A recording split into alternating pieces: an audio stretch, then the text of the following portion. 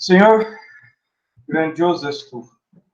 Te agradecemos pela tua grandeza, pela tua soberania, pelo teu poder, pela tua decisão. Sabemos que nada somos e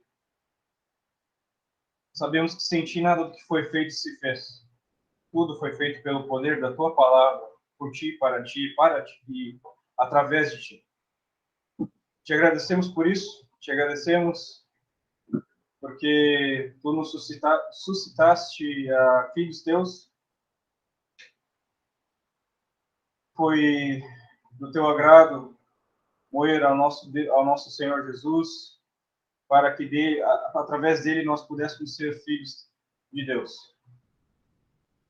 Te agradecemos por isso, te agradecemos pela irmandade aqui, pela comunhão que nós podemos gozar, por estarmos conseguindo gozar de uma liberdade onde nós podemos expor aquilo que entendemos, aquilo que nós pensamos uns para os outros, aquilo que talvez nos incomode ou nos machuca, sem ter algum julgamento negativo, mas que nós vamos receber dos irmãos um olhar mais carinhoso, mais terno, de misericórdia, com compreensão. Isso é algo muito gostoso, muito bom. Te agradecemos por isso.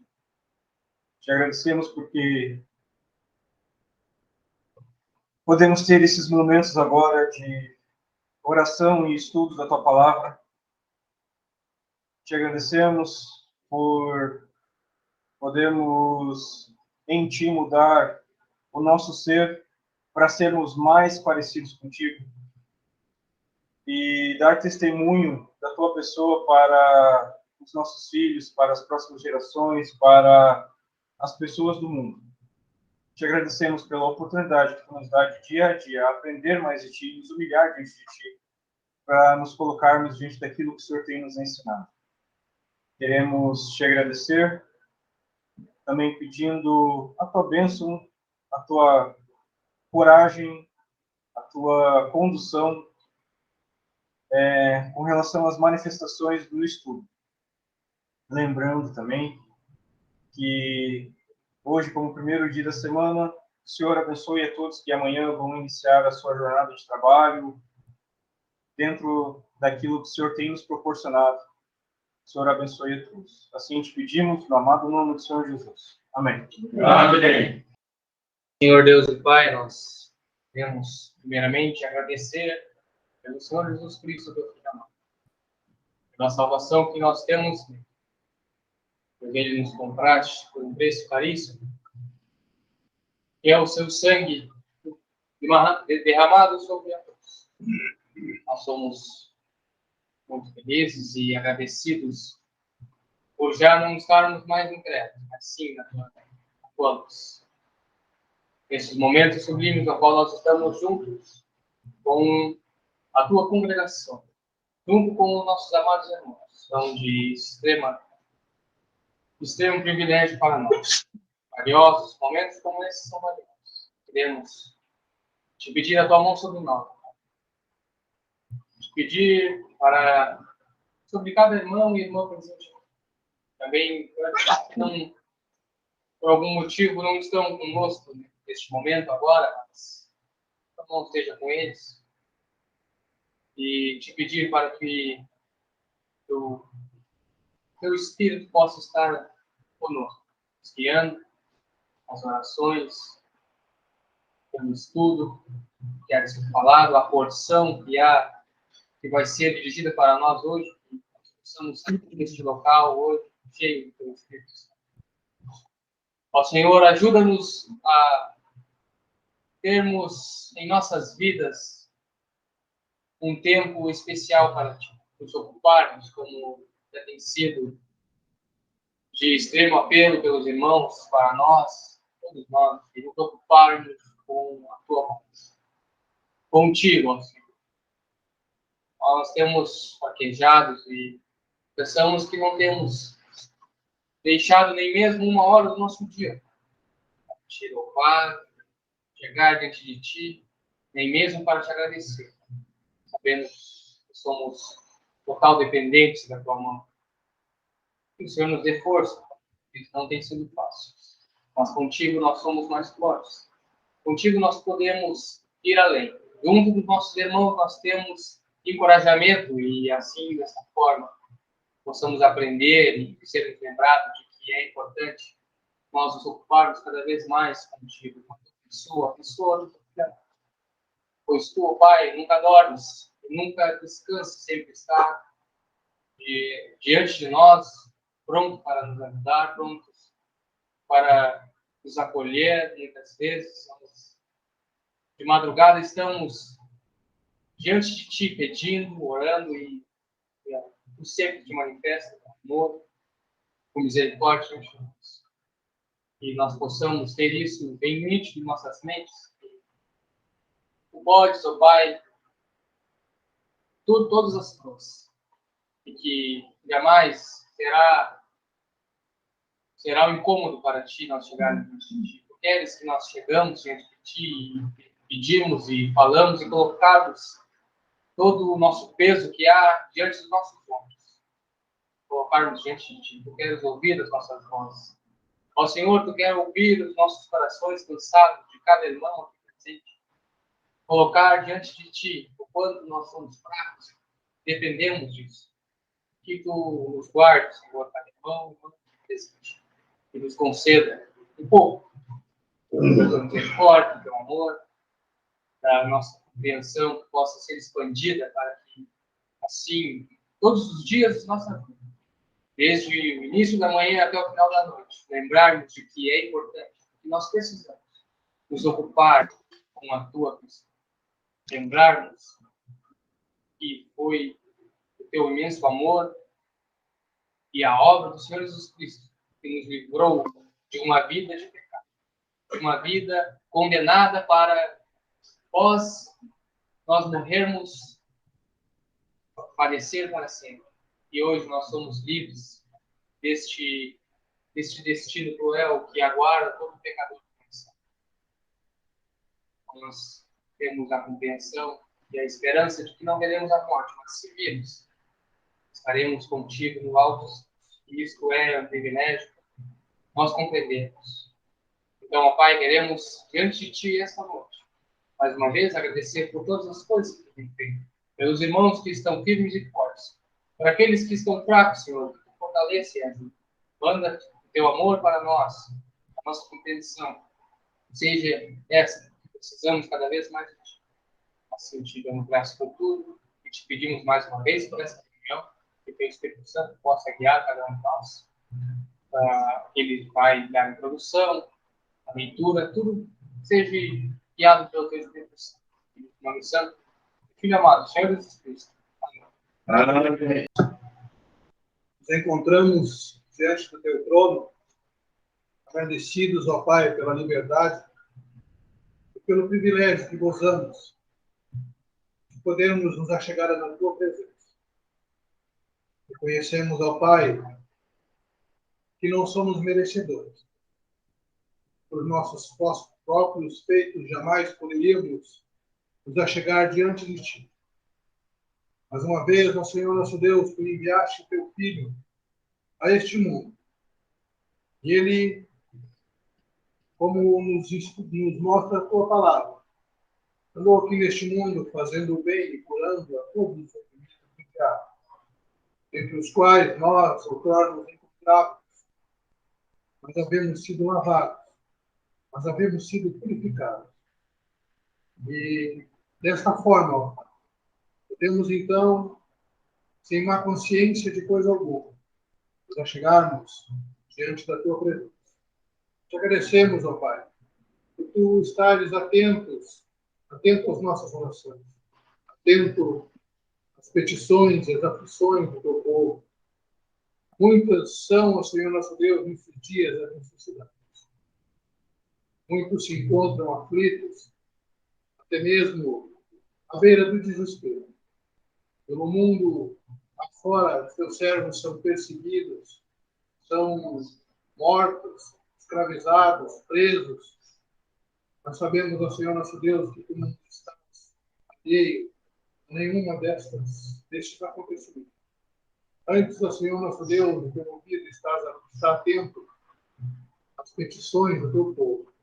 Sabemos, ó Pai, que tu é aquele que os conforta, tu é aquele que os fortalece, tu é aquele que os anima, para que possam seguir aqui, ó Pai, caminhando e testemunhando da pessoa e da obra do Senhor. Te pedimos, ó Pai, que possamos gozar do mesmo benefício. Nós, ó Senhor nosso Deus, que temos liberdade para nos reunir conforme temos feito. Nós que temos liberdade, ó Pai, para exclamar o nome do Senhor Jesus Cristo a céu aberto. Que possamos, ó Senhor nosso Deus, usando desta liberdade que tu nos tem concedido, fazer desta forma, testemunharmos, Senhor, falar das suas maravilhas, das suas glórias, falar, ó Senhor nosso Deus, para um mundo que se encontra em trevas, e na pessoa do Senhor Jesus Cristo a luz verdadeira. E todo aquele que clama por Ele, e todo aquele, ó Senhor, que se prostra diante dos pés deste Senhor, sai das trevas para a sua maravilhosa luz. Queremos, ó Senhor nosso Deus, te pedir também por aqueles cujos corações encontram-se diante de ti. Queremos levar na tua presença o Elias, ó Pai, que está distante de ti, e tem feito, ó Pai, ouvidos roxos para a tua palavra, para a pessoa do Senhor Jesus Cristo, que agora, prestes a dar um passo em que ele há de ficar ainda mais distante deste privilégio que tu tem concedido a ele por tantos anos. Está prestes a se mudar, ir para longe, não só da família, mas também para longe daqueles que são Deus, daqueles que têm orado por Deus, ó Pai, por misericórdia sobre ele. Que neste lugar para onde ele vai, ele possa, ó Senhor Deus, ser alcançado pela tua palavra. E ali, ó Pai, conforme nós vemos que aconteceu com aquele filho pródigo, que ali, ó Senhor, ele possa compreender tudo o que ele tem na pessoa do Senhor Jesus. Pedimos ao Pai também pela reunião desta noite, pelo estudo da tua palavra. Possamos, ao Senhor nosso Deus, instruídos, guiados, dirigidos pelo teu Espírito, voltarmos para os nossos lares cheios da tua palavra, cheios, ó Senhor nosso Deus, alimentados com a porção que tu tem para cada um de nós. Que isto, ó Senhor nosso Deus, possa ser uma constante na nossa caminhada aqui. Conhecemos e podemos assim fazer, ó. Nos encomendamos inteira e completamente nas tuas mãos, em nome do Senhor Jesus. Amém. Amém.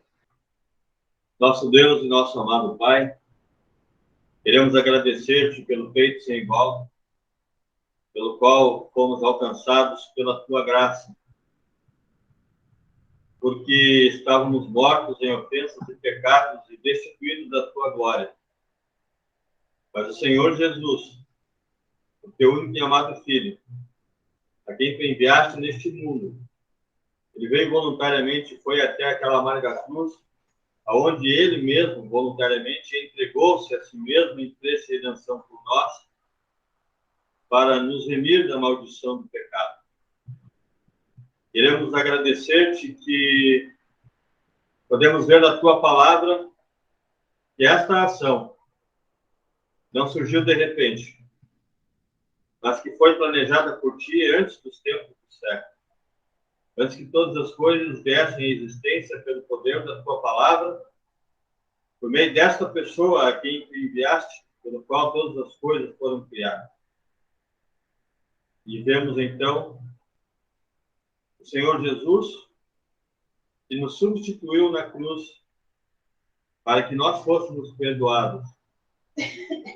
Nós queremos agradecer-te também que a mesma obra que nos lavou e nos purificou de todos os pecados é a mesma que também, por meio do mesmo Salvador, agora se acha numa outra função, num outro trabalho, a de nosso sumo sacerdote para nos ajudar, porque estamos no deserto neste mundo, onde não há nada para nós, mas também é onde nós recebemos toda a provisão divina. Queremos então agradecer-te porque podemos encontrar ajuda em tempo oportuno, porque o Senhor Jesus é aquele que pode salvar perfeitamente todos que por ele se chegam a ti. Queremos pedir a tua bênção e a tua misericórdia sobre cada um de nós nas nossas necessidades. Pedimos ao nosso Deus que tu nos ajude e nos ensine a ensinar os nossos filhos, a sermos exemplo para os nossos filhos, para os nossos netos e assim por diante, para os nossos irmãos, para as nossas esposas, as esposas para os maridos, que possamos a cada dia colher na tua presença, sentado aos pés do Senhor Jesus, tudo aquilo que precisamos aprender para que possamos ser aquele cristão que verdadeiramente manifesta em sua vida prática aquilo que professa.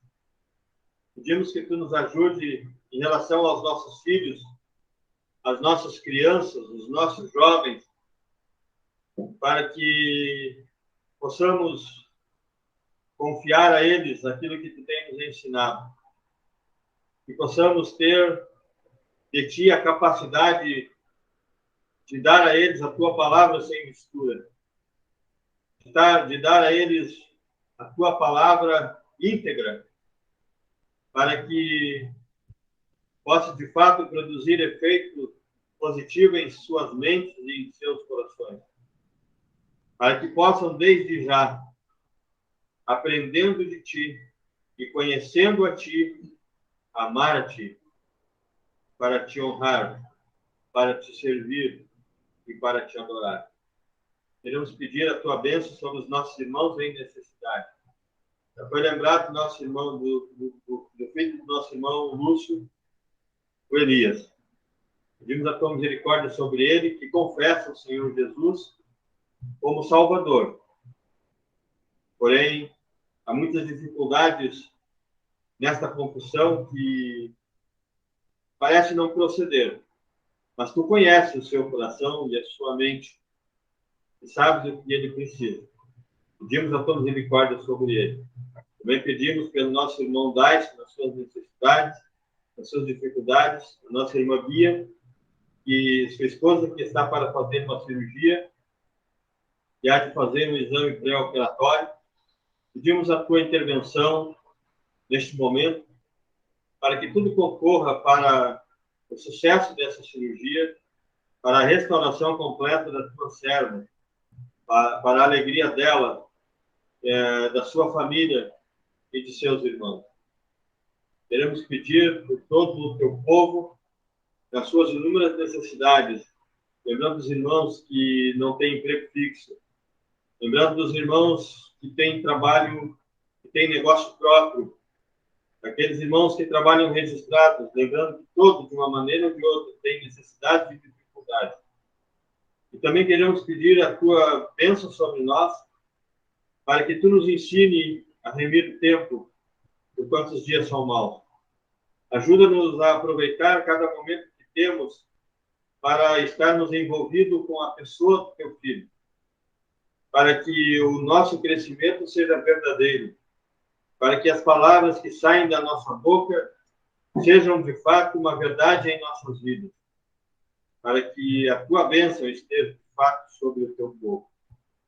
Queremos pedir a tua bênção sobre as demais localidades, nas suas necessidades, não só com os irmãos que temos comunhão aqui no nosso país, mas também com os irmãos de fora do nosso país, onde, principalmente, há muitas dificuldades para a propagação da Tua palavra. Pedimos a Tua misericórdia e o Teu fortalecimento e encorajamento sobre os Teus. Que em tudo sejam abençoados e supridos, segundo os milhões da Tua misericórdia. Queremos agradecer-te pela reunião que tivemos nesta tarde e também pedir a Tua bênção para que aquilo que foi tratado ali possa ser desenvolvido e ser resolvido para que, sobretudo, o Teu nome seja honrado e glorificado pelo Teu povo. Pedimos a Tua bênção sobre o estudo da Tua palavra mais uma vez, para que possamos encontrar mais uma vez nesta reunião aquele ensinamento que Tu tem para nós, aquela porção que nós necessitamos já para começarmos a semana e para que os nossos pensamentos, as nossas ideias, os nossos sentimentos, os nossos desejos sejam alinhados com a Tua vontade. Queremos, assim, por tudo te agradecer e com essas petições e ações de graça nos entregarmos nas Tuas mãos, no nome do Senhor Jesus. Amém. Amém.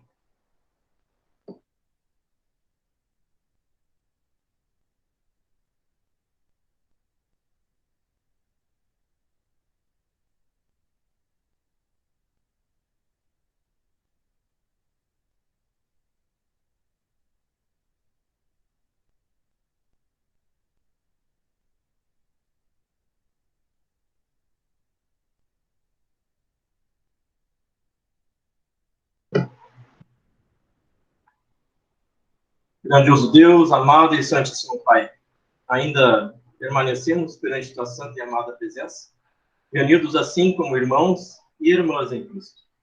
Para, primeiramente, o nosso Deus, agradecer o Teu bendito nome, pois Tu destes ao Teu Filho amado, Senhor Jesus Cristo, a missão de vir a este mundo e consumar uma obra perfeita de salvação.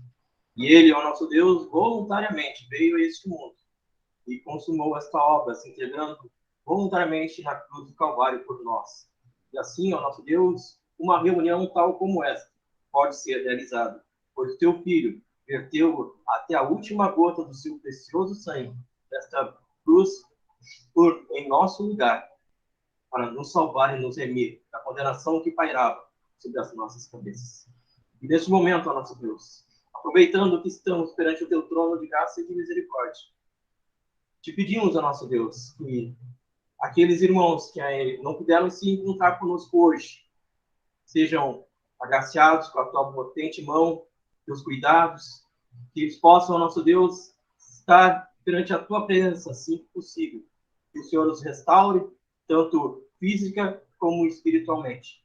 Também te pedimos, ó nosso Deus, para aqueles irmãos que estão procurando emprego, para aqueles irmãos que têm um trabalho fixo, já de carteira assinada, e também por aqueles irmãos, ó nosso Deus, que têm trabalho por conta, precisam de clientes para manter a sua família e manter o seu negócio. Te pedimos, ó nosso Deus, que a Tua boa mão esteja com cada um deles, ó nosso Deus, guardando, protegendo e cuidando deles para que sim possam trazer o pão e sustento para a sua família, dignamente.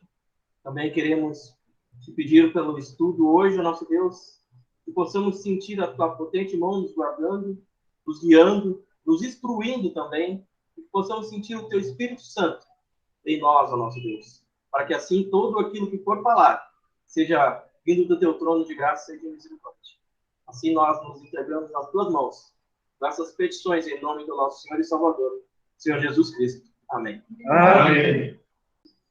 Senhor, ainda em tempo, gostaria de trazer novamente nosso irmão Dais, nossa família, essa cirurgia que a nossa irmã Bia há de fazer, pedir a Tua bênção, a Tua proteção para com aquelas crianças também que vão necessitar de um cuidado especial nesse período, que o Senhor possa dar encorajamento e conforto para toda a família. Queremos te trazer também nosso irmão Rafael, o Fábio, a sua filhinha, que não tem tido, infelizmente, uma constância de presença aqui conosco, não sabemos o porquê, mas que o Senhor possa trazer luz ao seu coração e entendimento e que Ele nos presenteie com a sua presença aqui, nos dando também encorajamento e trazendo daquilo que Ele tem colhido diante de Ti para nós também. Isto, com certeza, será uma bênção para todos nós. Quero fazer um pedido especial para com a minha família, da parte da minha mãe, que voltaram a ter contato comigo e o Senhor tem me dado a oportunidade de eu testemunhar diante deles a pessoa de Cristo e de uma família cristã, e de orar e de falar um dizer diferente daquilo que havia sido falado anteriormente. Eu tenho podido demonstrar um pouco mais de Ti na presença deles. Que o Senhor me abençoe também nesse sentido, que eu possa cada dia mais mostrar a Tua pessoa e levar eles ao entendimento da verdade através da Tua pessoa. Agradecer também e pedir a bênção para o irmão Royce e a sua família e possivelmente o irmão Lúcio e aqueles irmãos que iam viajar para a conferência em Curitiba. Que o Senhor esteja com todos eles e que eles também sejam de testemunho bom e agradável diante de Ti lá e que tragam mais da Tua pessoa para nós aqui e ensinamentos gostosos para que nós possamos aproveitar em comunhão. Amém. Até 25? 5 Então, nosso estudo proposto para hoje à noite segue, então, o Evangelho de Mateus, capítulo 1. Vamos ler do versículo 18 até o 25. Ora, o nascimento de Jesus Cristo foi assim. Estando Maria, sua mãe, desposada com José, antes de se ajuntarem, achou-se ter concebido do Espírito Santo. Então José, seu marido, sendo justo e a não querendo infamar, intentou deixá-la secretamente. E pensando ele nisto, eis que em sonho lhe apareceu um anjo do Senhor, dizendo: José, filho de Davi, não temas receber a Maria, tua mulher, porque o que nela está gerado é do Espírito Santo. E dará à luz um filho, e chamarás o seu nome Jesus, porque ele salvará o seu povo dos seus pecados. E tudo isto aconteceu para que se cumprisse o que foi dito da parte do Senhor pelo profeta, dizendo: Eis que a virgem conceberá e dará à luz um filho. E chamarão o seu nome de Emanuel, que traduzido é Deus conosco. E José, despertando do sono, fez como o anjo do Senhor lhe ordenara, e recebeu a sua mulher. E não a conheceu até que deu à luz seu filho, o primogênito, e pôs-lhe por nome Jesus. Antes de começarmos o estudo, né, primeiramente, boa noite a todos. Boa noite. O irmão César, no estudo passado, ele fez uma pergunta sobre a genealogia que foi retirada dos judeus. Mas os seus nomes continuam na lista, né, até chegar ao Senhor Jesus Cristo. E foi dado para ele a resposta em Jeremias 37. E reinou o rei Zedequias, filho de Josias, em lugar de Conias, filho de Joaquim, a quem Nabucodonosor, rei da Babilônia, constituiu rei na terra de Judá.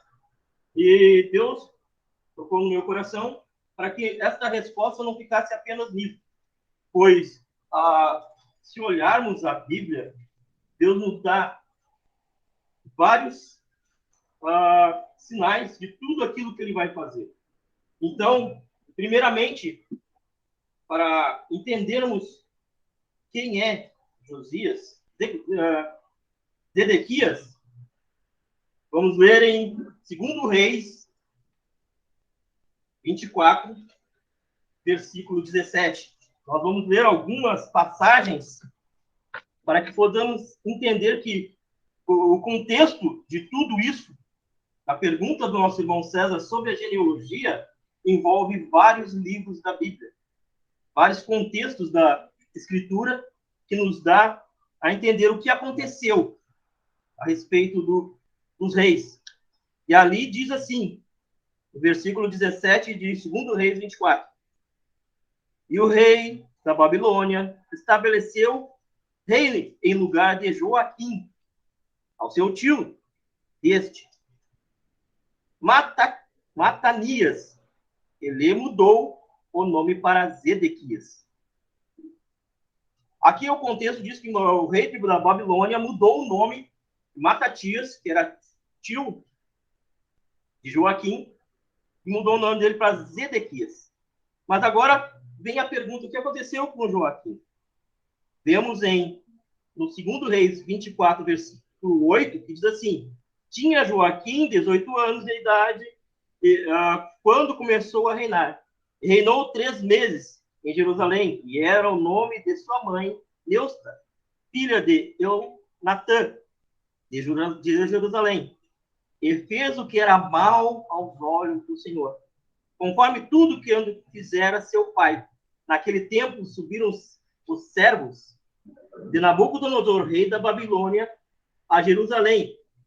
E a cidade foi cercada, também veio Nabucodonosor, rei da Babilônia, contra a cidade, quando já os seus servos a estavam cercando.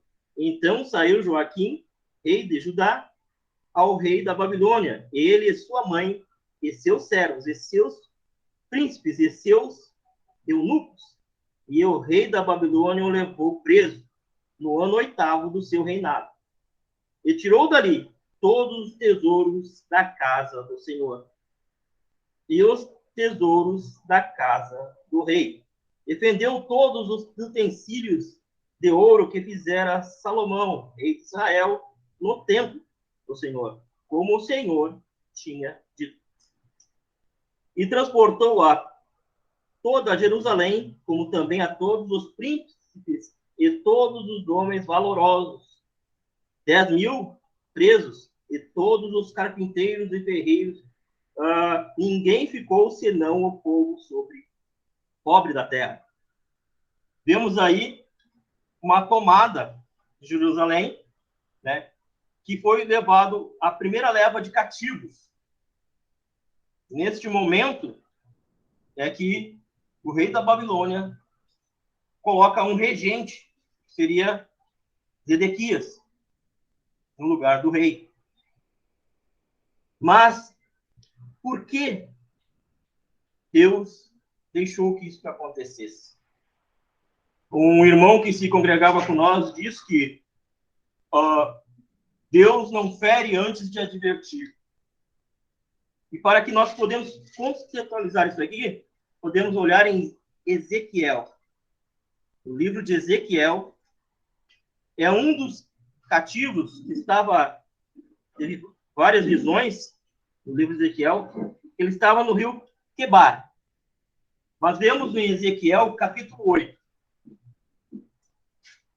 Aqui há um relato de todas as abominações, de todos os pecados, de todas as transgressões do povo de Israel perante Deus, perante o seu desvio. E esse relato é bem detalhado. Sucedeu, pois, ao 6º ano, no mês 6º, no 5º dia do mês, estando eu assentado na minha casa e os anciões de Judá assentados diante de mim, que ali a mão do Senhor, Jeová, caiu sobre mim. E olhei, e eis uma semelhança como aparente de fogo. Esta aparência dos seus lombos, e daí para baixo era fogo. E dos seus lombos para cima, como aspecto de um resplendor, como a cor de âmbar. E estendeu a forma de uma mão, que me tomou pelos cabelos da minha cabeça. E o Espírito me levou entre a terra e o céu, e me trouxe a Jerusalém, e em visões de Deus, até a entrada da porta do pátio de dentro, que olha para o norte, onde está colocada a imagem dos ciúmes que provoca o ciúme de Deus. Este relato é tão preciso que Deus mostra a Ezequiel o que Jerusalém fez, ao que Jerusalém fazia. Versículo 8. E disse-me, filho do homem, cava agora naquela parede, e cavei na parede. E eis que havia uma porta. Então me disse, entra e vê as malignas abominações que eles fazem aqui. E entrei e olhei, e eis que toda a forma de répteis e animais abomináveis e de todos os ídolos da casa de Israel estavam pintados na parede em todo o redor. E 70 homens dos anciões da casa de Israel, com Jazanias, filho de Zafã, que se achavam no meio deles, estavam em pé diante das pinturas, e cada um tinha na mão o seu incensário, e subia uma espessa nuvem de incenso. Então me disse, filho do homem, o que os anciões da casa de Israel fazem nas trevas? Aqui a palavra trevas. Cada um nas suas câmaras pintadas de imagens. E eles dizem, o Senhor não nos vê. O Senhor nos abandonou a terra. O relato continua até o versículo 18. Para não tomar muito tempo, eu não vou ler tudo. Mas conta toda a transgressão, toda a maldade do coração que existia no povo de Israel, em Jerusalém. É esse relato que, se os irmãos quiserem ler depois, Deus levou Ezequiel ao templo. Não a uma casa, a um lugar qualquer, mas se essas coisas, abominações estavam sendo realizadas no templo. Logicamente, as trevas. Mas, com tudo isso, foi relatado perante Ezequiel sobre como eles deveriam fazer para que Deus não destruísse a cidade, para que Deus não tomasse juízo sobre eles. No livro de Ezequiel também tem muitas coisas. E Jeremias, que é o servo que estava na cidade, né, nos dá um relato preciso de tudo o que aconteceu. Tanto no começo, as suas profecias dadas por Deus a respeito da destruição de Jerusalém, como também o que Deus iria fazer caso eles não ouvissem o profeta. E aí voltamos novamente para 2 Reis, capítulo 25. Porque Deus deixou ser levado os primeiros cativos de Israel, e dá para se dizer que ainda deu mais um tempo para que Israel compreendesse que a mão de Deus estava sobre eles. E sucedeu que no 9º ano do reinado de Zedequias, no mês 10º, aos 10 do mês, Nabucodonosor, rei da Babilônia, veio contra Jerusalém, ele e todo o seu exército, e se acamparam contra ela, e levantaram contra ela tranqueiras em redor. E a cidade foi sitiada até 10º ano do rei Zedequias. 10º ano do rei Zedequias.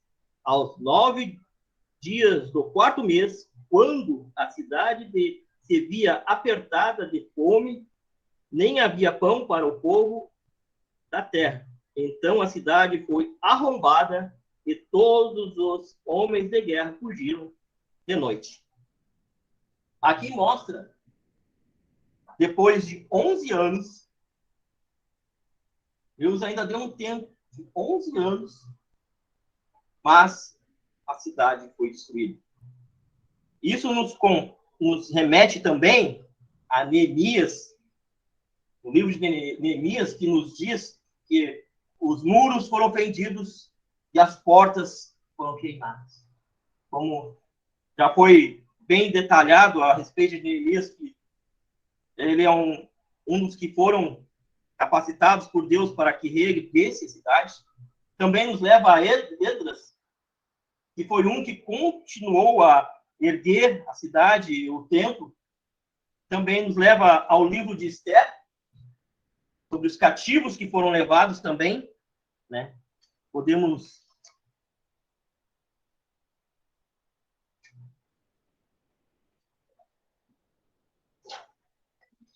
Se eu não me engano, é Esther 2. Esther. Depois de Neemias, Esther, capítulo 2, versículo 5. Havia então um homem judeu na fortaleza de Suzã, cujo nome era Mardoqueu, filho de Jair, filho de Simei, filho de Quis, homem benjamita, que fora transportado de Jerusalém com os cativos que foram levados com Jeconias, rei de Judá, ao qual transportou Nabucodonosor, rei da Babilônia. Então, aí já vemos em Esther os cativos. Podemos ler também, rapidamente, em Daniel. Como eu falei, vamos ler em toda a Bíblia, quase. Em Daniel, que diz em Daniel 1, no terceiro ano do reinado de Joaquim, rei de Judá, veio Nabucodonosor, rei da Babilônia, a Jerusalém, e a sitiou.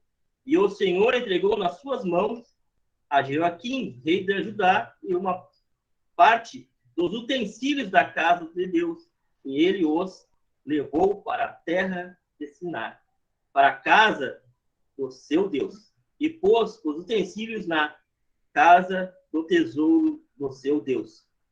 Aqui vemos em versículo 6, e entre eles se achavam dos filhos de Judá, Daniel, Ananias, Misael e Azarias. Fazendo uma reflexão rápida, vemos que não foi só esses 4. Vários príncipes foram levados juntos. E a pergunta é, só eles eram fiéis? Não.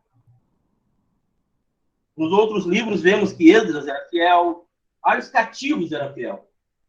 Mas como a degradação do povo era tão grande, muitos se entregaram aos povos que eles foram levados.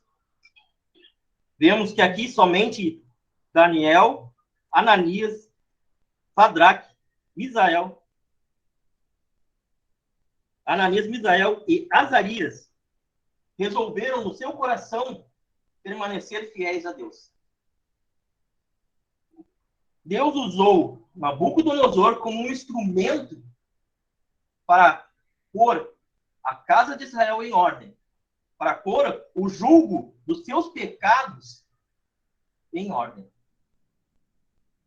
E vemos também que Deus não se esquece do seu povo, não esquece daquilo que ele prometeu. E vemos em Isaías 45, se não me engano. Isaías 45.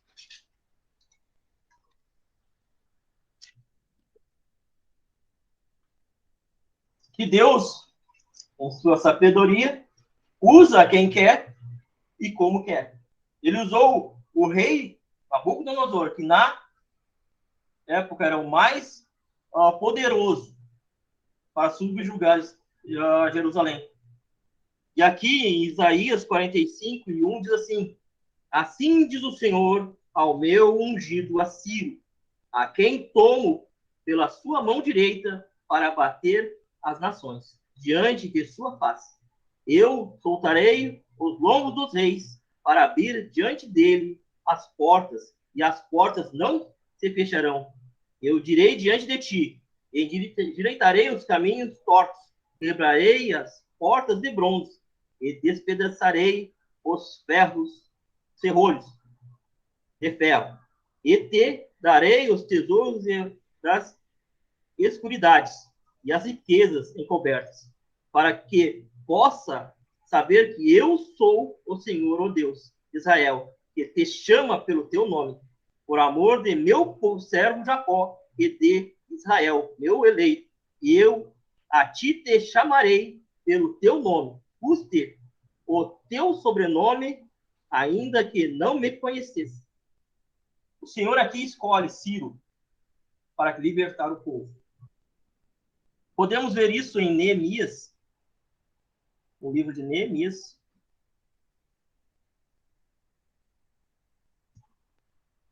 No primeiro ano de Ciro, rei da Pérsia, Esdras, eu errei capítulo 1. Capítulo 1. Eu errei o livro. No livro de Esdras, no primeiro ano de Ciro, rei da Pérsia, para que se cumprisse a palavra do Senhor por boca de Jeremias, despertou o Senhor o espírito de Ciro, rei da Pérsia, o que fez passar pregão por todo o seu reino, como também por escrito, dizendo: assim diz Ciro, rei da Pérsia: o Senhor Deus dos céus me deu todos os reinos da terra, e ele me encarregou de lhe edificar uma casa em Jerusalém, que é em Judá. Vemos aí que Deus coloca Ciro como libertador, como aquele que vai libertar o seu povo.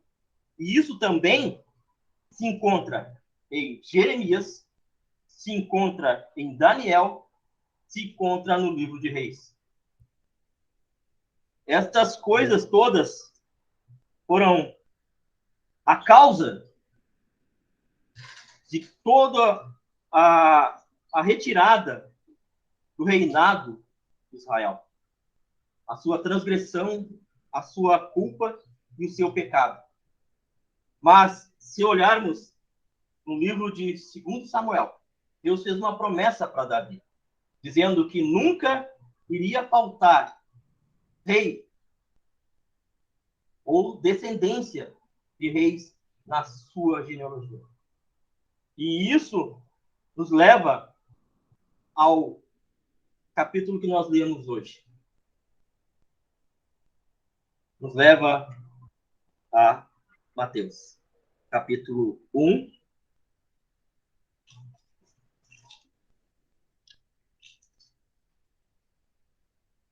E versículo 18. O nascimento do Rei, o Senhor Jesus Cristo, dando descendência a Davi. A descendência de Davi tem um reinado eterno. Deus não se esqueceu disso. E este reinado dura para sempre. O homem pode estar errado, pois o homem é fraco, falho e pecador. Mas Deus nunca se esquece das suas promessas. E colocou novamente na linha dos reis, a genealogia, o Senhor Jesus Cristo como o verdadeiro Rei eterno. Aquele que tem todo o domínio, toda a força e todo o poder. A resposta para a pergunta que o irmão César fez é longa, comprida, se vai de quase todos os livros da Bíblia, para que compreendamos que o homem falha. O homem falhou, pecou, mas Deus continua o mesmo. Então, podemos entender, Johnny, que o motivo pelo qual todos estes sucessores ao trono aparecem no Evangelho de Mateus tinha por objetivo confirmar o reinado do Senhor Jesus Cristo, ou seja, a legitimidade dele como rei de Israel. Este é o propósito pelo qual, embora eles não subissem ao trono depois da deportação para a Babilônia, eles aparecem na linhagem do Senhor Jesus Cristo para confirmar, então, o Senhor Jesus Cristo era o rei de Israel. Porque todos os outros eram vassalos ou governadores, eles não eram reis. Todos os outros passaram a pagar tributos a outros reis, outros imperadores, outros dominantes. Mas o Senhor Jesus Cristo não. Sim, mas a resposta do César dizia você colocou na semana passada, diz respeito à linhagem, aqueles homens ali. Né? Depois da deportação pela Babilônia, tem um nome só ali, né, Royce? Que subiu ao trono, né? Depois que foi o próprio Nabucodonosor que colocou ele. Mas ele não era... Só para a gente poder entender a resposta. Né? Então, tirando ele, todos os outros aparecem aqui. Isto, o Espírito de Deus inspirou Mateus a colocar aqui para quê? Para que o Senhor Jesus Cristo fosse reconhecido como o Rei verdadeiro. Este é o objetivo.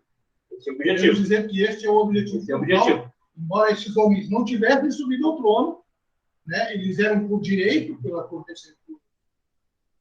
sucessão, cadeia sucessória, né? Uma cadeia sucessória, eles tinham direito ao trono, e o Senhor Jesus Cristo procedia da mesma linhagem, e, portanto, tinha direito ao trono de Israel. É isso? Mas como filho de Deus. Isso, né? Claro, então. Exatamente. César. Isso podemos dizer que esse é um dos objetivos, né? Porque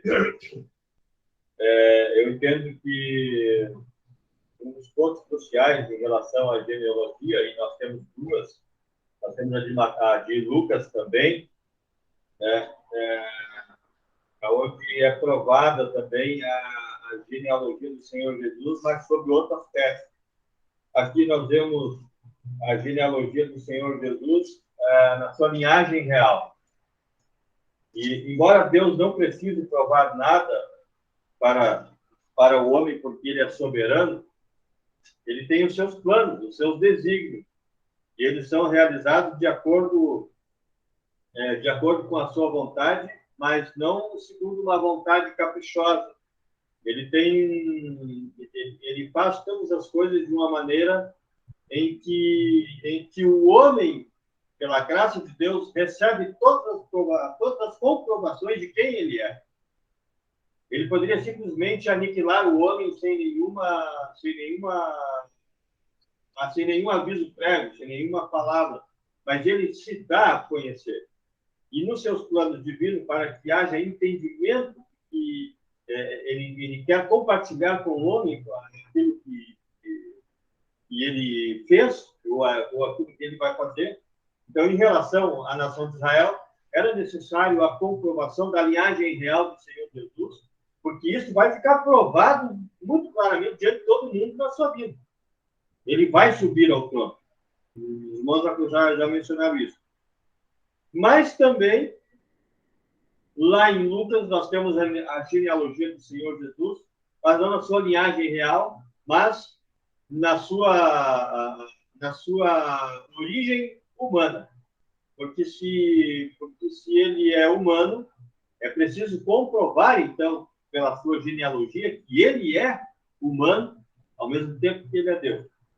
Então, eu creio que é muito importante, assim como em Mateus era importante para o povo de Israel, é importante em Lucas a genealogia para o mundo. Para o mundo saiba quem é o Senhor Jesus Cristo e de onde ele se originou, e que a sua natureza humana é comprovada. Ele veio em carne, porém sem pecado, para morrer na cruz. E também um outro aspecto que eu considero importante em relação à genealogia é que todos nós, nas nossas negociações, nas nossas conversações, quando se trata de assuntos importantes e quando nós temos que basear a nossa decisão em algo consistente, a gente precisa, na maior parte das vezes, tomar conhecimento da origem daquilo que nós temos que decidir. Por que nós temos que decidir? Por exemplo, nós vamos comprar um imóvel, nós precisamos, antes de fechar um negócio, conhecer a origem, saber de onde que veio, documentação e tudo mais. Em relação ao automóvel é a mesma coisa, aonde sempre acontece uma decisão importante que envolve valores, é preciso tomar conhecimento de origem. Em relação a nós é a mesma coisa. Nós vamos trabalhar numa empresa onde, de repente, tu vem de uma família que já é daquela função. Ah, isso aí é filho do fulano. Ah, não, mas o fulano é... Então, a origem é importante, né? E só que é interessante que nós, na nossa condição, se é que eu posso dizer assim, na nossa condição humana, se tiver que traçar a minha genealogia, eu vou só até o pai do meu pai. Não tem como ir mais longe do que isso. Mas também nem importa, porque, de qualquer forma, olhando nesse aspecto, é uma genealogia caída. Só que agora eu nasci de novo. Eu nasci pela fé no Senhor Jesus. E agora eu posso traçar a minha genealogia a partir dele. Eu sei da onde que eu venho e para onde que eu vou. Eu, o cristão. E isso é importante porque no aspecto religioso, vamos dizer assim, a maior parte das pessoas que afirmam ter uma religião, elas não conhecem a origem da sua religião. Elas não conhecem a origem daquilo que elas professam. E também não sabem para onde vão. Mas o Senhor manifesta as coisas e coloca todos os pingos dos is para que o homem tenha ciência da onde que ele veio e para onde que ele vai. Seja ele um pecador salvo, seja ele um pecador perdido. Posso fazer só rapidinho? Em cima do que tu falou, né? O Senhor ele tem, pela santidade e justiça dele, ele não precisaria absolutamente explicar nada para o homem. Né? Somos todos condenáveis diante dele. Poderia condenar o homem e ponto final. A santidade dele ficaria satisfeita. Mas nós vemos ele desde o princípio, lá, um pouco antes do primeiro homicídio, nós vemos ele dizendo o Apocalipse: se porventura fizeres o bem, não haverá aceitação para ti. Né? Nós sempre vemos o Senhor atuando nesse sentido, né? Querendo a restauração. Só por exemplo, porque nós vamos ver isso, todas as escrituras do Senhor agindo dessa forma, e é assim que ele age conosco hoje, né? Hoje com mais graça, mais melhor que temos esse período, onde Deus é extremamente gracioso. E ele também nos diz hoje, tá? Embora haja esse monte de religiões, como já havia no passado, ele hoje está nos dizendo, ele está dizendo para o mundo: se fizeres o bem, não haverá aceitação contigo. Eu estava pensando quando o João estava falando das genealogias e tu citou também, até você estava lendo 2 Samuel, e aí eu lembrei aqui agora, quando o Senhor manda a palavra através de Natan para Davi, dizendo para ele, promessa justamente que Cristo viria, da descendência dele. E aí é 2 Samuel, capítulo 7, versículo 12. 2 Samuel 7, 12. Quando os teus dias se cumprirem e descansares com os teus pais, ou seja, quando Davi morresse, então farei levantar depois de ti o teu descendente, que procederá de ti, e estabelecerei o seu reino. Este edificará uma casa ao meu nome, e eu estabelecerei para sempre o trono do seu reino. Eu lhe serei por pai, ele me será por filho. Se vier a transgredir, castigá-lo-ei, mas aí já fala de outras questões, né? Mas aqui, e aí tem o restante das promessas aqui, que fala depois do reino dele que vai ser estabelecido para sempre, quando ele retornar, que a gente já sabe agora, porque até então não se sabia do período da graça, mas eu vou continuar lendo, daí os irmãos vão entender. Com varas de homens e com açoites de filhos de homens. Mas a minha misericórdia se não apartará dele, como a retirei de Saul, a quem tirei de diante de ti. Porém, a tua casa e o teu reino serão firmados para sempre diante de ti. Teu trono será estabelecido para sempre, segundo todas essas palavras e conforme toda essa visão, assim falou Natan. No caso aqui fala justamente a promessa de Davi, da qual depois Mateus aí traz toda a genealogia, falando de Cristo, se cumprindo parte já dessa promessa aqui. O Senhor como descendente do rei. É a parte que eu falei que tinha em Samuel.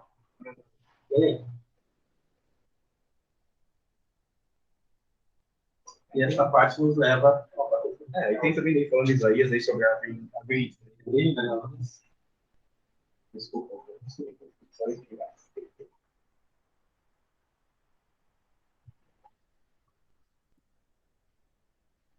parte que fala sobre a Virgem que traía é Isaías 7,14.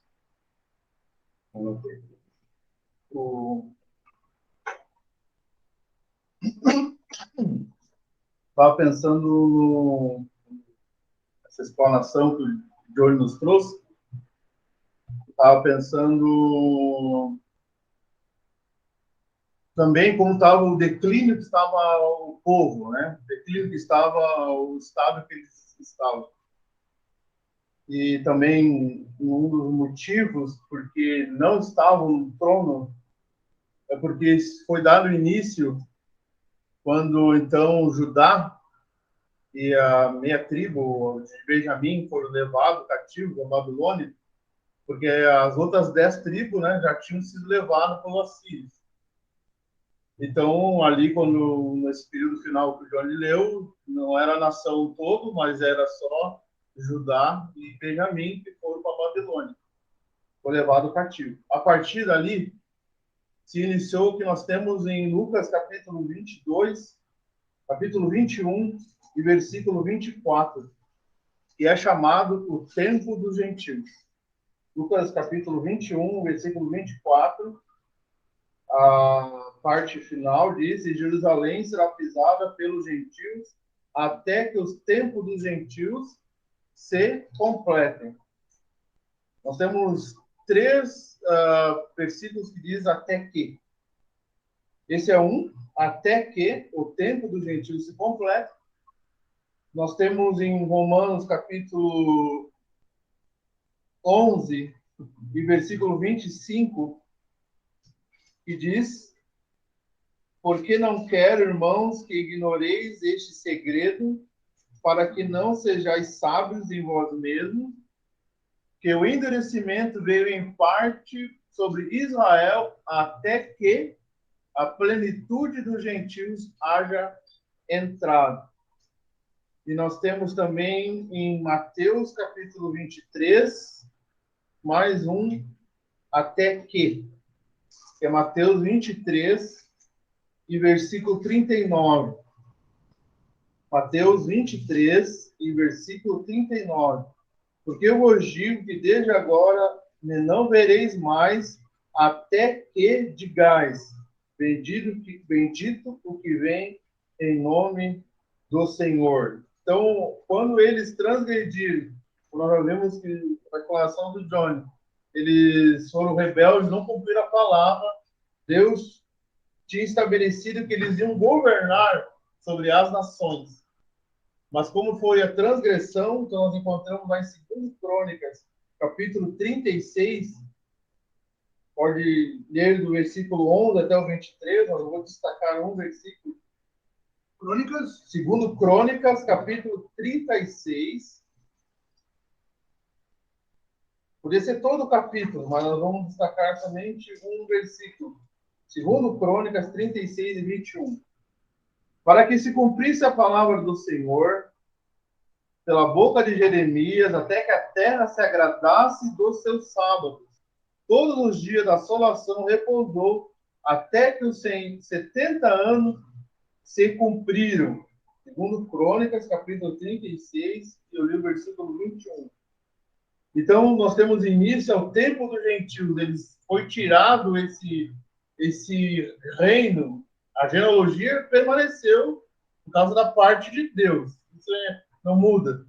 Mas eles não reinaram mais. Por isso que nós não vemos a deportação daqueles 3 pontos do primeiro capítulo, que nós vemos as 3 divisões. A última, que é a deportação da Babilônia, nós não vemos a mais eles assumindo o reino. Por quê? Começou ali, então, o tempo dos gentios. O Daniel, no capítulo 9, quando ele está estudando as Escrituras, ele chega à conclusão que o tempo do cativeiro babilônico era de 70 anos. Isso nós temos em Daniel, capítulo 9. E ele chega à conclusão, com base no livro de Jeremias, que o tempo desse cativeiro estava chegando ao fim. Mas ele começa a orar. Ele chega, então, ao capítulo 9, versículo 2, no final: cumpriu-se a desolação de Jerusalém, era de 70 anos. Então, ele começa a orar nesse capítulo 9, já temos estudado, já temos pensado nisso. Então ele começa a ver, então chegou o fim. É o tempo, então, do cativeiro. O fim do cativeiro, então vai ser estabelecido o reino, vai reinar aquele que de fato é, e você colocar as coisas em ordem. Mas não foi assim que aconteceu. Aí o anjo voa até ele e explica que são 70 semanas de anos que estão determinadas sobre o povo. Então ainda falta uma semana de anos a se cumprir. Por isso que ainda nós estamos no tempo do gentil, e por isso quando o Senhor Jesus nasce, eles não estavam no trono, porque foi tirado a forma de governo, de governar, ótima expressão, mas a genealogia se manteve, e por isso nós vamos ver Herodes reinando, por causa que era o período do tempo dos gentios, que vai ter o fim, quando então o Senhor Jesus vier, vai estabelecer o seu reino. Mas era necessário, então, que todas as coisas se cumprissem. Por isso que nós não vamos ver aqui, principalmente depois de Mateus capítulo 1, versículo 12, depois da deportação para a Babilônia, Jeconias gerou a Salatiel, e Salatiel gerou a Zorobabel. E Zorobabel era um dos governadores. Zorobabel foi o primeiro a retornar. Ele retornou com a primeira expedição, né, para Jerusalém. Depois houve mais 3, a última foi Neemias, que retorna, então, para construir o muro. E a partir, quando sai o decreto do rei Ciro e Neemias, capítulo 2, é que começa, então, eles a edificar, e aí entra nas profecias de Daniel, capítulo 9, e aí começa a contar o valor do profeta tirado do tempo. Ele vai retornar ainda no futuro a contar quando tiver um remanescente em Israel, e isso é no período dos 7 anos da tribulação, que seria o último ano para completar as 70 semanas, ou 70º, como ele sabe. Uma coisa interessante que vale. Só para concluir, é por isso que eu vejo que eles não estavam no trono. Esse é um dos motivos que o Jornal explicou. Uma coisa bem interessante que vale ressaltar aqui, que entre as desobediências de Israel naquele período, uma delas, que nós vamos encontrar exatamente nesse versículo que o Royce citou, de 2 Crônicas, capítulo 16, versículo 21, eles não estavam guardando o ano sabático. Por conta disso, o Senhor levou eles para a Babilônia por 70 anos, para que a terra descansasse. E aí Deus cobrou deles todos os anos que eles não guardaram o ano sabático. Eles tinham que plantar 6 anos, e no 7º ano era para a terra descansar. E eles não faziam isso. Eles não deixavam a terra descansar. E isso foi uma desobediência grave diante de Deus. E o Senhor foi deixando acumular, até o momento que o Senhor leva eles para a Babilônia. Nós vemos isso exatamente. Eu me lembrei que o Royce trouxe esse versículo que diz assim, ó, para que se cumprisse a palavra do Senhor pela boca de Jeremias, até que a terra se agradasse do seu sábado. A terra precisava do descanso. Deus havia estabelecido que era para eles guardar, e eles não guardaram. E só o cativeiro só acabou, 70 anos só acabou, quando acabou. Deus cobrou a dívida toda, vamos dizer assim. Da falta, né? Uma semana. Não. Aqui é os 70 anos de cativeiro de Babilônia. Aqui é os 70 anos literais. Literais. Tá. Entendeu? Sim, entendi. Aqui Tá falando especificamente. Especificamente.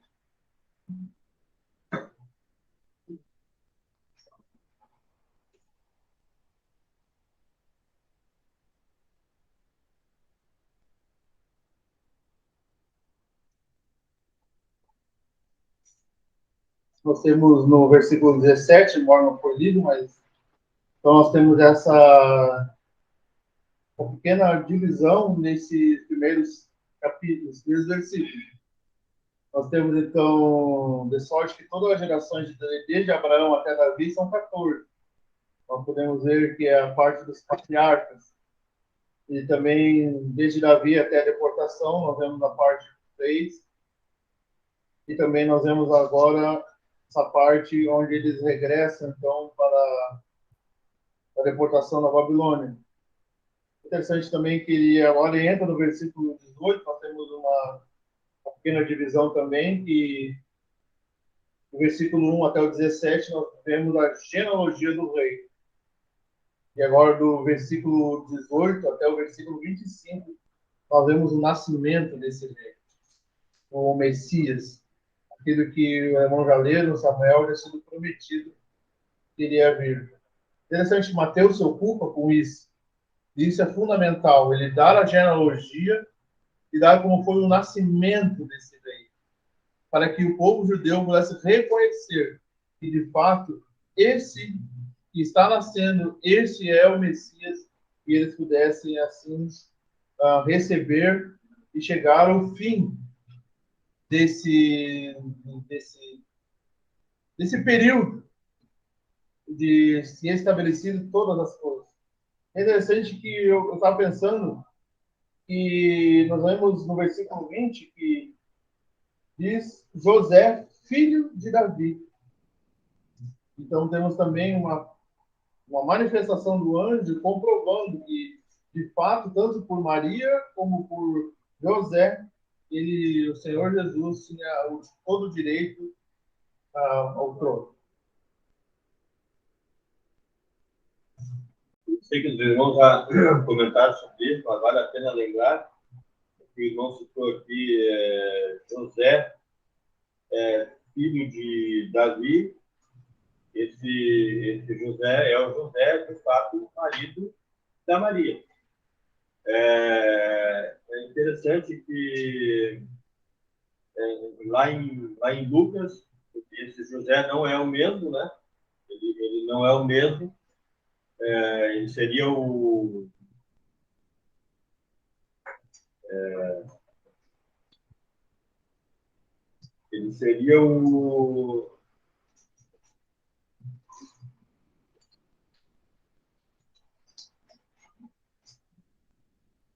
porque lá a linhagem do Senhor Jesus, a genealogia do Senhor Jesus é traçada por Maria. E é interessante que o Senhor Jesus, como filho, se ele fosse filho legítimo, né, de José, ele não poderia entrar na sucessão do trono, né, por causa daquela maldição que houve. Sei que os irmãos já falaram sobre isso, mas eu não estava na ocasião quando foi falado. Então, aqui ele diz, no versículo 20, José, filho de Davi.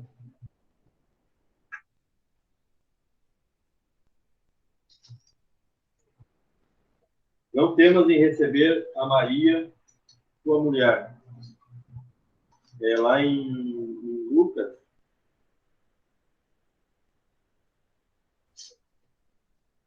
esse mesmo Jesus estava como que começando aos 30 anos, sendo como se cuidava filho de José e José de Eli. É que eu agora não vou me lembrar a conexão que foi feita, para provar que esse José não é o mesmo José de Lucas. Mas agora eu não me lembro, eu vou ter que olhar. O Lúcio comentou que seria 70 anos literal. Isso? Cativeiro. Sim, de Babilônia. Pois é. Eu quero deixar uma questão para nós estudarmos, então. Daniel estava orando no capítulo 9. Ele compreende pelas Escrituras que o fim do cativeiro babilônico, com Jeremias, ia durar 70 anos. Mas só que daí, para iniciar o tempo dos gentios, o anjo do Senhor, a partir do versículo 20, Daniel 9, ele voa até Daniel, o anjo Gabriel, e ele começa a instruir. Ele me instruiu, falou comigo, versículo 22, dizendo, Daniel, capítulo 9 de Daniel, capítulo 9, versículo 22. Ele me instruiu, ele falou comigo, dizendo, Daniel, agora sair para fazer-te entender o sentido. No princípio das tuas súplicas saiu a ordem, eu vim, para tu declarar, porque és muito amado. Considerai, pois, a palavra e entendei a visão. 70 semanas estão determinadas sobre o teu povo e sobre a tua santa cidade, para cessar a transgressão, para dar fim aos pecados, para expiar a iniquidade, trazer a justiça eterna, e selar a visão e a profecia, e para ungir o santíssimo. Sabe e entende, desde a saída da ordem para restaurar e para edificar Jerusalém até o Messias, o príncipe, haverá 7 semanas, as 62 semanas, as ruas e o muro se reedificarão, mas em tempos angustiosos. E depois das 62 semanas será cortado o Messias, mas não para si mesmo. E o povo do príncipe que há de vir destruirá a cidade, santuário, e seu fim será como inundação. Bom, eu vou parar por aí. Aí eu coloco para os irmãos para pensarmos, ainda falta uma semana de anos. Daniel, ele não tinha entendido que esse fim desse cativeiro, ele pensou que chegou o fim, esses 70 anos, então o povo seria liberto do opróbrio, liberto do domínio onde eles estavam e iam reinar. Eles iam começar agora a reinar. Mas aí o anjo veio declarar o que significa, então, de fato, essa profecia que lida com a terra a respeito das 70 semanas, que não era 70 anos, as 70 semanas de ano. Ainda a nação de Israel não está, como fugiu a palavra, Está livre. Não está livre ainda, e ainda falta uma última semana de anos. Então, pensa que não era literal, 70 anos estão liberados, mas sim algo profético. Uma liberação, mas... Então, não era algo literal, mas ele explicou o que significava aqueles 70 anos, as 70 semanas de ano. Ainda falta uma semana, que é 7 anos. Ainda falta 7 anos, que é, no caso, o tempo da tribulação. Aí, então, no último, quando a igreja sair dessa terra, arrebatamento, vai dar início, então, à tribulação, e daí, no caso, Deus vai começar a tratar de novo com Israel, o relógio profético vai começar a dar sequência, começar a rodar de novo, para essa última semana. Isso é um assunto só para... Eu posso fazer o seguinte, então, já que o nosso irmão Johnny abriu, respondendo, é um assunto que eu tenho estudado, então eu gostaria de, na semana que vem, próximo domingo, trazer, então, para os irmãos, porque eu penso que existem os dois aspectos, entendeu? Tanto o literal, justamente pela questão que eu coloquei, do fato de eles não guardarem o ano sabático, né? E sim também, aí, se irmãos quiserem, eu posso fazer, então. Glorioso Deus e Pai, nós agradecemos que, mais uma vez, essa noite, nós permitisse que nós nos ocupássemos com os teus caminhos, com Israel e também teus caminhos conosco. Quando nós nos ocupamos com a tua palavra, nós estamos ocupados com a pessoa do Senhor Jesus, a quem tu te agrada. Quando nós estudamos essa genealogia, nós podemos ver que tu cumpres a tua promessa, aquilo que tu prometeste haverá de cumprir, e também que tu não tu julgas, tu não deixa aquele que desobedece sem um justo julgamento. Nós agradecemos que tu nos proporcionaste um momento especial e podemos, assim, ser agraciados por ti para crescermos cada vez mais no conhecimento daquele que é precioso para ti e também precioso para nós, que é o Senhor Jesus. Pedimos pelos os nomes que já foram levados à tua presença, levando as necessidades do teu povo. Queremos também pedir a tua mão, o nossos irmãos Wagner e Mateus, que nesse final de semana também estiveram em Guara, e ajude eles, suas famílias, seus esposos, tem se empenhado nesse trabalho, dê condições físicas, financeiras e espiritual. E também ajude-nos, também a ajudá-los. Estamos longe, mas podemos sim estar orando e, quem sabe, também possamos ajudar financeiramente para essa obra.